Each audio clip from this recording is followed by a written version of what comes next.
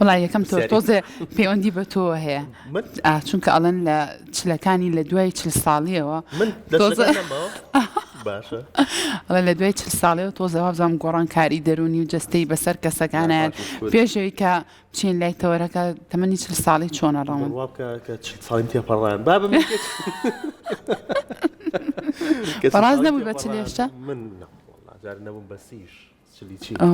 جارێ زۆرم ماوە دەی تەمەند درێژ لە 20ەکانی تەمەند دیارە پێێتەوە دیارە ڕەنگ من هێشتا نەبووم بە 20 نەبووی بە 20 هێشتا مۆڵەتی شۆفێریم دەرنەکردو دەیتە من درێژ بیشەڵا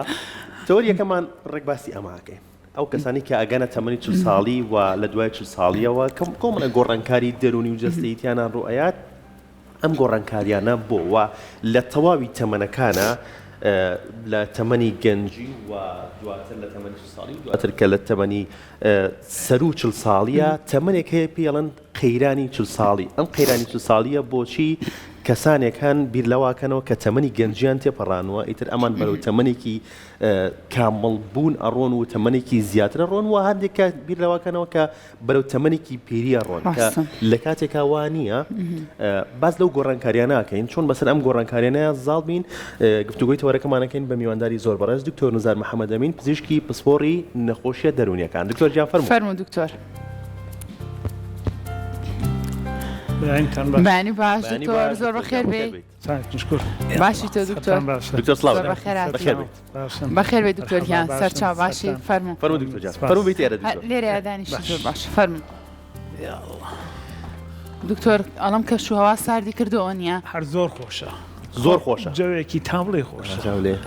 کاتە دکتۆر تۆ حەزت لە زستان و سارد و سەرمایەوە نییە واللهی نەوەڵا بەڵام یعنی ئێستا سار و سەرمان نییە بەشێر لە ناکاوە گۆڕائگینا ڕاستەوە هێشتا دوو سێ مانیکە خۆمان بۆ ئامادە نەکردو جلمان دەرنێنەوە زەوت ئاوایە لە ڕووی دەرونیەوە سەرما خۆشتێکە بۆ کەسەکان لە ڕووی دەرونیەوە لە سەرمایە هەست بە ئارامیەکەن یان لە گەرمایە لە هیچیانە ئەوی ڕاستی بێ بەس زیاتر کە دنیا زۆر گەرمە بێ یعنی گەرماکە زۆرە بێ ئەو وەختە تۆزێک دەرونی ئینسان تێکە چێ باش نییە وەختە زوو هەڵە چێ لە کاتی کە دنیا زۆر گەرمە بێت چکە زۆر بێزارە بێ ئەو بۆ یاڵان پەرداخی ئاوی سارد بخۆرەوە باشە دکتۆر تەوەرەکەی ئەمڕۆمان باسی تەمەنی 40 ساڵی دوای 40 ساڵی ئەکەین لە 40 ساڵیە لە دوای 40 ساڵیە چی بەسەر دەروون و جەستەی مرۆڤایە دکتۆر نزار من تۆزە گوێم لە پێشەکەکەدان بوو ینی وشەی پیریتان بەکارهێنا حەزەکەمە وشەیە زۆر بەکار نێنن چونکە خەڵک پێی ناخۆشە کە باسی پیریەکەن بەڵێ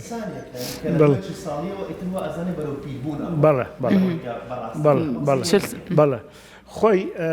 تقریبا هەتا 40 ساڵیش تۆ هەر بە گەنج و لاو حسابی لە دوای 40 ساڵیەوە ئیتر ئەچیتە بڵێن تەوری کامڵی ینی کامڵ ئەبیت یعنی ئەزمونت ئەبێ لە ژیانە یعنی با بڵێن تێ ئەگەی لە ژیان هەنێک لە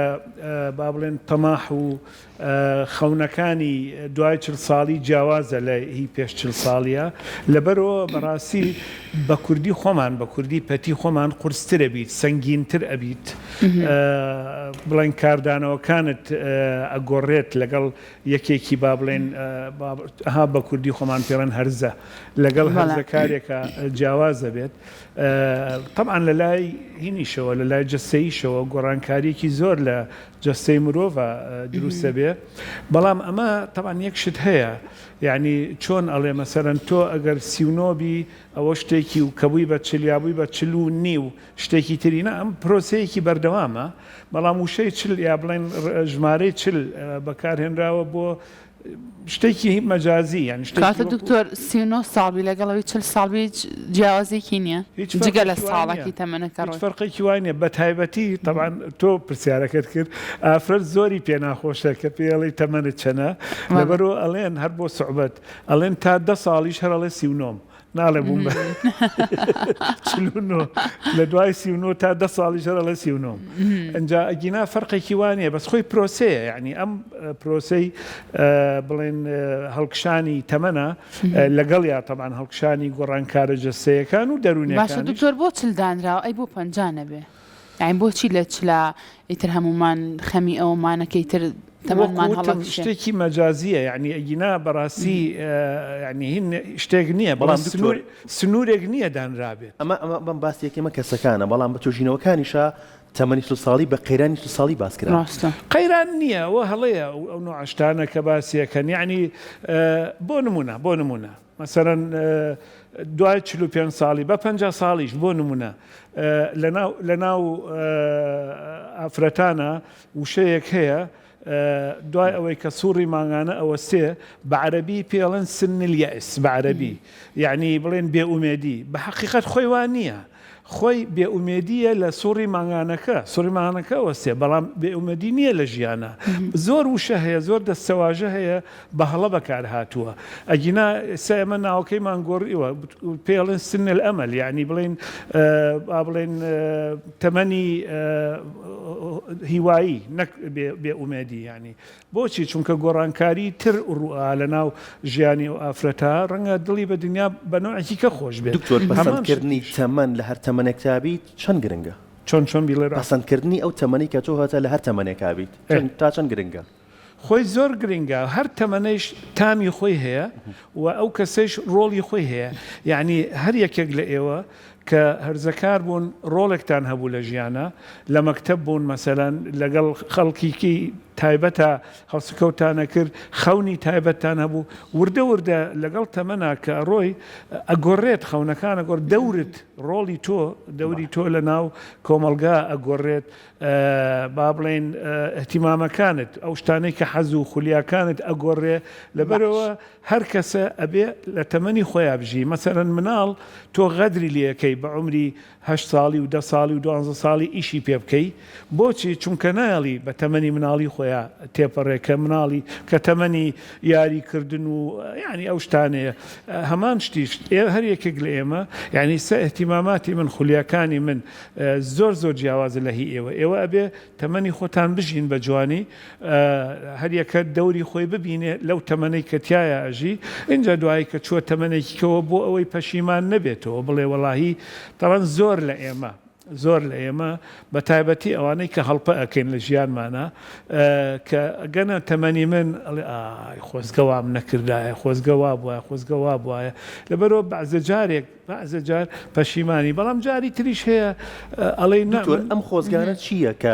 لە تەمەنێک خوار تەمەنی 40 ساڵی ئێمەم خۆزگانە جێبەجێ بکەین بۆی کە لە سەر 40 ساڵیەوە نەڵین خۆزگەوە مام کردایە یعنی بۆ نمونە تەندروستی مرۆڤ تەندروستی جەستەیی و تەندروستی دەرونیش هەردووکی لە پێش تەمەنی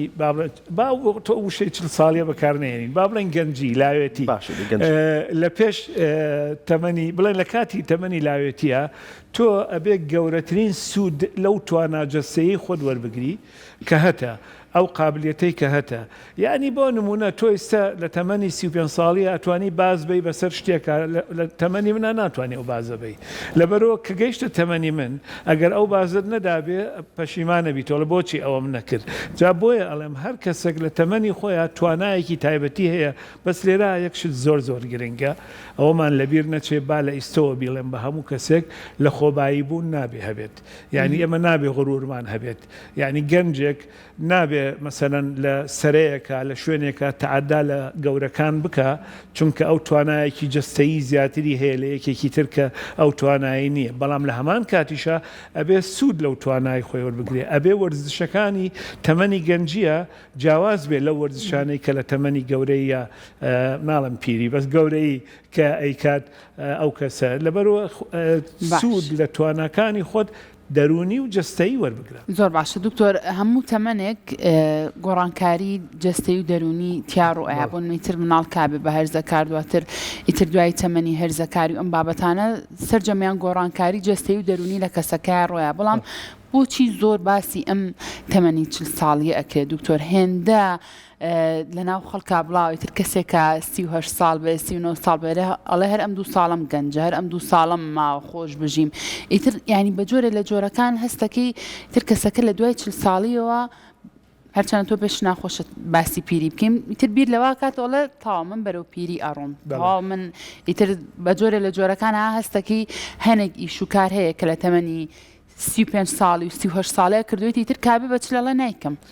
جارێ من کەسی خۆم پێم ناخۆش نییە حەزەکەم زانی من کە لێرەیەم تعبیر لە ڕاو بۆ چوونی شخصی خۆم ناکەم ئەمە علمە و باسی علمتان بۆ ئەەکەم باشە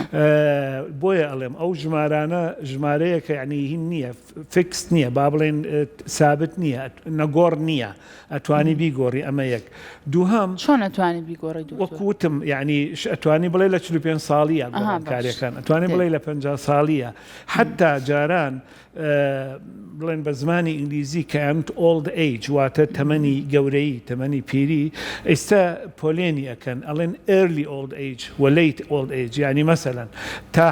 هەفتا و پێنجش پێڵن early old age بەڵام دوای ئەوە ئەڵێن late old age واتە پیری دواتر اینجا بۆیە ئەڵێم ئەو کەسەی کە ئاوا لەسەر کەتەلۆک ئەڕوا و ئەڵێ بە 38 ساڵی ئەوەم پێکرێ دوای 40 ساڵی ئەوەم پێ ناکرێ ئەو کەسە عەبدی کتێب و با بڵێن بڵاوکراوەکان و ئەوانەیە بەندی ئەوە هەڵەیە یعنی زۆر کەس هەیە یعنی ئێستا بڕۆ سەیری یاریزانەکان بکە سەیری یاریزانەکان کە هیوا هەیە ئەگاتە 38 ساڵی 40 ساڵی لە دوای 40 ساڵیش بەخوا بزانم گۆڵچیەک هەبوو ئەگەر هەڵە نەبم هی ئیتالیا بوو بۆ فۆنی نابوو 40 ساڵیش بوو ڕیشی سپی بوو گۆڵچێتی ئەکرد تازە بڵێن وازی هێناوە مەبەستم لەو قسەیە تۆ دەتوانین بڵێن بەپێی تاقە و توانای کەسەکەیە تەمەنەکە دیارێکرێ بەڵزەبت بەپێی تاقە و توانای کەسەکەیە لە لای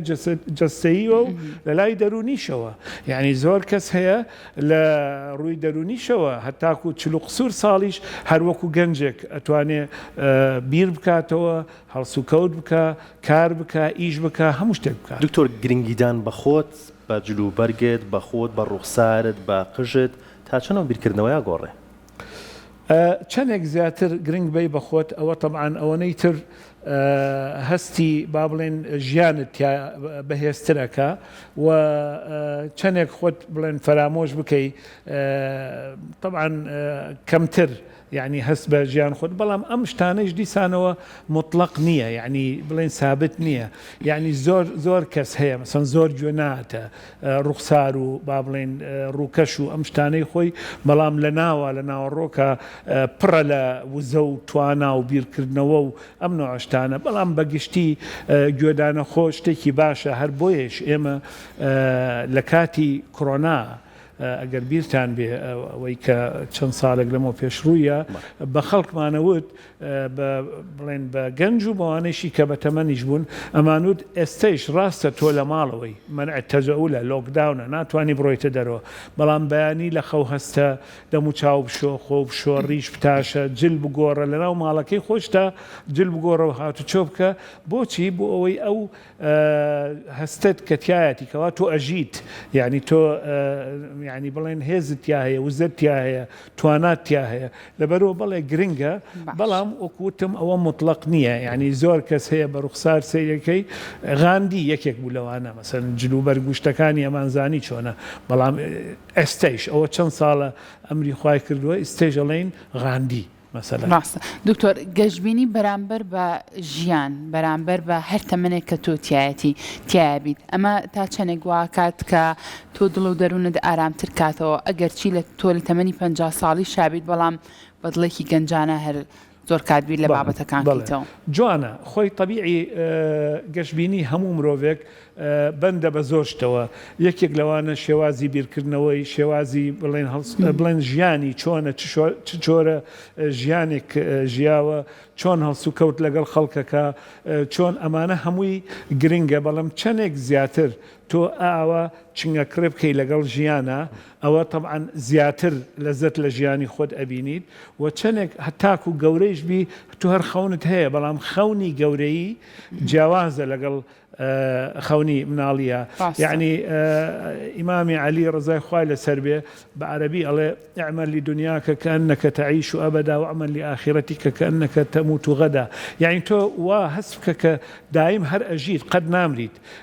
بۆیە یەکێک لەو شتانە ئەوەیە کە تۆ لەزەت لە ژیانی خۆت ببینی حتا کە چوویتە تەمەنەوە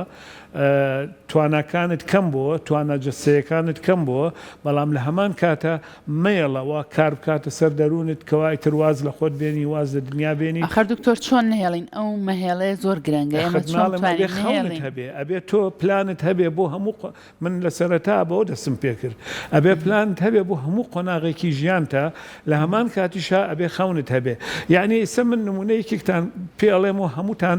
بیستوتانە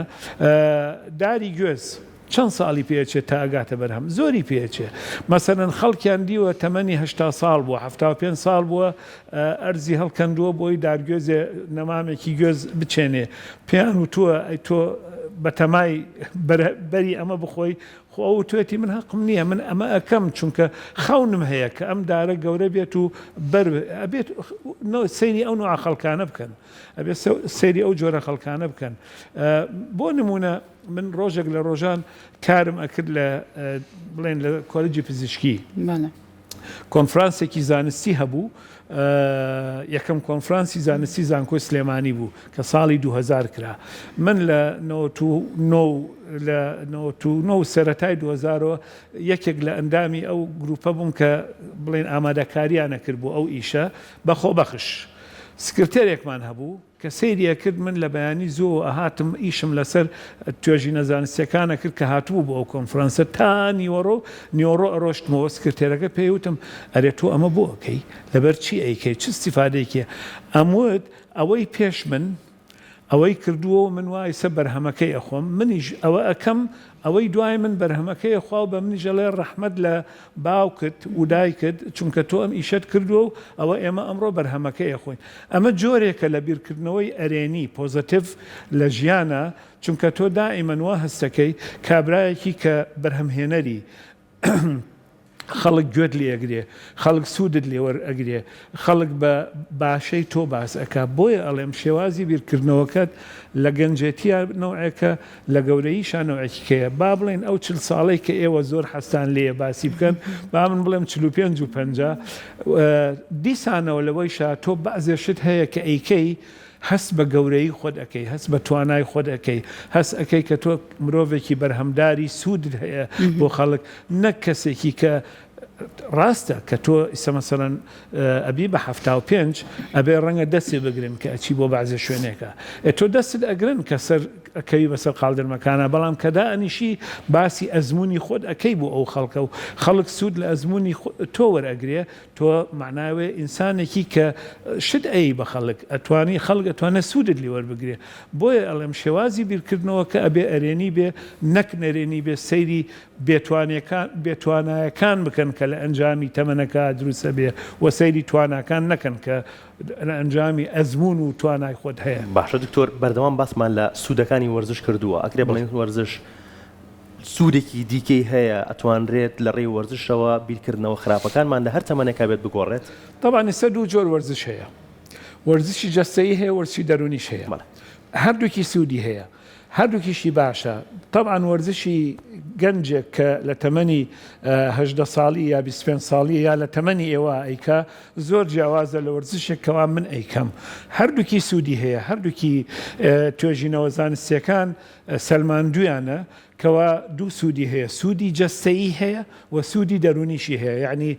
وەرزشە جەستەیەکە سوودی جەستەیی و سوودی دەرونیشی هەیە وەرزشە دەرونیەکەیش کە ئێستا ئەویش شتێکە باوە و لە هەموو دنیا بەکاردێت ئەویش سوودی بۆ جەستەی مرۆڤیش هەیە و بۆ دەرونی مرۆڤیش هەیە بەڵام هەر یەکە و لە قۆناغێکە جۆرێکە لە جۆرەکان یعنی بە جۆرێک ئەنجامە درێ باشە شتێکی تریشمان هەیە نانە کە زۆر حەزەکەین تەمەنی خۆمان بشارینەوە ئەم تەمەن شاردنەوەیە بۆچیە کە بۆ لانە بە من بڵێت تەمەنە چەنە ئەڵم لە چەنەچم کە تەمەنی من زۆر بەکەمی بڵێت زۆر دڵخۆشە بم بەوە ئەوە هەڵەیەکی زۆر گەورەیە و تەنها بەداخەوە یەکسەر پرسیاری دوای ئەومان کە ئاڵێ تەمەنە چەناڵێ لە چەنەچم زۆر هەڵەیەکی زۆر گەورەیە بەڵام ئەوە کەلتورە یعنی با بڵێن کەڵچەرە کەلتور چییە من با مەسەلەی تەمەن بخێنە ئەولاوە بیخێنە ئەولاوە خەڵکرە هەیە ئێوە دیوتان مەسەن خەڵکی بیانی یە بۆ ناو وڵاتەکەمانە بۆ نمونە ئافرەتێکی بیانی عمری 40 ساڵە 45 ساڵە یە بۆ ناو بڵێن بە سەردانیەت بە وەفدیەت بە هەرچیەک بێت گەورەترین ئیهانە بۆ ئەو ئافرەتە ئەوەیە طبعاً بە تایبەتی لە ناو ژنانە ئەمە بە گوێ لێ بێ کە پێی ئەڵێ عمرت چەنداڵێ ئەوەنم ئەڵێ شوت کردووە طبعاً ئەوە بە ئافرەتێکی ئینگلیز بڵێ یا بە ئافرەتی ئەمریکی بڵێ زۆری پێ ناخۆشە وەکو ئیهانە وایە چونکە ئەمە شتێکی شخصیە شتێکی تایبەتە بەخۆی زۆری پێ ناخۆشە بەداخەوە لە ناو ئێمەیشا ئەو مەسلەی تەمەنە بووە بە کەلتور کە هەر ئافرەتێکڵی تەمەنت چەنە هەست بە ئیهانەیەکە هەست بە بۆ ئەشی شارێتەوە من لەناو پیاوی شاهەیە شتەر بۆ ئافرەت لەناو پیاوی شاوە هەر ئافرەت وان نییە ئێستا پیا وای لێ هاتووە ئەگینا جاران وانە بوو بەعکسەوە پیاو فەخریە کرد بەوەی کە تەمەنی هەیە فەخریە کرد بەوەی کە سەری سپیە بۆچی چونکە ئینسانی سەرسپی بە ویقار و بە سەلاری و بە ئەزمون و بەو شتانە سەیرەکرا بۆیە اینجا بۆیە من وتم بە ئافرەت لە 39 ساڵی تا 10 ساڵی کەش کە لێ پرسیێڵێ مەبەستم ئەوە بوو ئەمە کەلتورە خۆ ئەمە عیبە نییە بەڵام لە ناومانە بووە بە عادەت و تەمەنی خۆمانە شارینەوە وەڵای من ناشارمەوە یعنی من زۆر جار خەڵک لێمە پرسێت تەمەنت چەندە ساڵی دوانیە خەمە سەر تەمەنەکەی خۆم وەکو خاترێک بەڵام ئەمێنێتەوە سەر کەسەکە خۆی چەندێک کەسێتیەکەی اینجا باتخوا ئەوەش ڕاستکەمەوە لە ناو خەڵکە حتا بۆ ئەعلامیش کەسایەتی و کەسێتی فەرقی هەیە کەسایەتی کەسێکی تایبەتە کەسێتی یعنی شخصیەتی مرۆڤەکەیە بە پێی کەسێتەکەی خۆی چەندێک کەسێتەکەی بەهێز بێت بڕوای بەخۆی بێت توانای هەبێت لە کەسێتەکەیە بە هیچ شێوەیەک گوێ ناتێ ئەگەر پێی بڵێن تەمەنت چەنە یا ئەگەر چەند ساڵێک بخەنە سەر تەمەنەکەی بەڵام ئەو کەسەی کە ناڵم زۆفی هەیە بەڵام ئەو کەسێک کە پێی ناخۆشە بەخوا شتێکی هەڵەیە و مەفروض نییە پێی ناخۆش بێت تەمەنەکەی پێ بڵێن یا پرسیار لەگەڵ ناو گۆڕینەکە تەمەنەکەش گۆڕا دکتۆر زۆر سێرە تا پێش 18 ساڵی خواخواتە زوو بگەیتە تەمەنی 18 ساڵی وتر کۆمەڵێک بابەت هەیە ئەنجامی بێت بێستتر لە دوای هەژدەوە هەمووی تەمەنی خۆی شارێتەوە نازانم لەوە تێنەگەم بووە شتێکی خۆشترتان پێ بڵێم بۆی بینەرەکان سوودی لێوەرگرن جارێکیان پێش 20 ساڵ بە برادێک شتێکم وت جایایەوە بە ڕووماوتی وەڵی تو ئەمە دوتووە ئیستەوا من خەریکە تەمەنم هەڵک شێوەکو تۆم لێ هاتووە وتم چی وتم کە مناڵ بووم پێش 18 ساڵی سیرمە کرد هەموو کەسێ لە من گەورەتر بوو لە ژیانە سەیری هەموو کەسێک مەگر لە من گەورەتر بوو لە 18 تا گەیشتنەوە نزیکەی 50 ساڵی سەیری هەر کەسێک مەکرد ئەموو ئەوە لە تەمەنی منایە لە دوای 50 ساڵیە ئێستا سەیری هەر کەسێکەکەم کە ئێستا من 70 ساڵم سیرەکەم هەموو کەسێک لە من بچووکترە بە تەمەنە اینجا ئەمە سروشتی ئینسان وایە طبیعەتی ئینسان وایە و عیبەیش نییە شتێکی زۆر طبیعیە شتێکی زۆر ئاساییە و ئەبێ پێمان ناخۆش نەبێ وەکوتم هەر تەمەنە و لەزەت و تام و چێژی خۆی هەیە یعنی من ئێستا کە ئەچم بە بەعزێ شوێنە خەڵک لەبەرم هەڵەسێ یا بە ڕێزەوە سەیرمەکە نەک لەبەرەوەی دکتۆر نزارم ڕەنگە نەمناسێ وەکو دکتۆر نزار بەڵام لەبەرەوەی پیاوێکی بە تەمەنم و سەرم سپیە و ئەم ناشتانە زۆرم پێخۆشە کە ئەو کەسە ئاوا سەیرمەکە هەمان کە گەنج بووم نەوەیەکی تر بۆیە ئەڵێم یعنی وەکو پەیامێک بۆ هەموو کەسێک با لەزەت لەو قۆناغەی خۆی وەرگێ کە تایە ئەژی بە گەنجێتی وەکو گەنج بژی من ئەوەشتان با پێ بڵێم کاتێک کە خوێندکار بووم لە کۆلێجی پزیشکی ئەو وەختە عمرم تقریباً 18 ساڵ بوو پیاوێکی بە تەمەن لە تەمەنی منابوو ئەو کاتە باپیری خوێندکارێکی برادری خۆم بوو لەگەڵ خۆمان نابرمان بۆ خەستەخانە فەحس و خوێن و ئەو شتانەی هەبوو وتی گوێ بگرن کوڕینە هەر ئاوە وتی لەزەت لەم قۆناغی خۆتان ببینن جا ئەوە بابگەڕێنەوە سەر ئەو قسەی کە باسمان کرد تی ئەگەر لەزەت لەم قۆناغەتانە نەبینن دوایی کە گەورە بوون زۆر پەشیمانە بن اینجا هەر تەمەنە و لەزەتی خۆی هەیە نابێت شەرمی لێ بکەین بە هیچ شێوەیەک ئەبێ سوودی لێوەرگرین و باشترین بەرهەم بێنین کە بڵێن گونجاو بێ لەگەڵ ئەو تەمەنەی کە تایە ناژی دەستە خۆش بە دکتۆرجان سواز بۆ تۆ سواز بۆ ئەمەدە ببوونت بەڕاستی گفتوگۆ لەگەڵ بەڕێستا زۆر خۆشە زۆر کاتی بەرنامەکەمان دەستە خۆش بە دکتۆرجان سواز بۆ زانیاریەکانت زۆر بەخێر بێ دووبارە سەر چاوان دەستی ئەوەش خۆش بێت دەست خۆش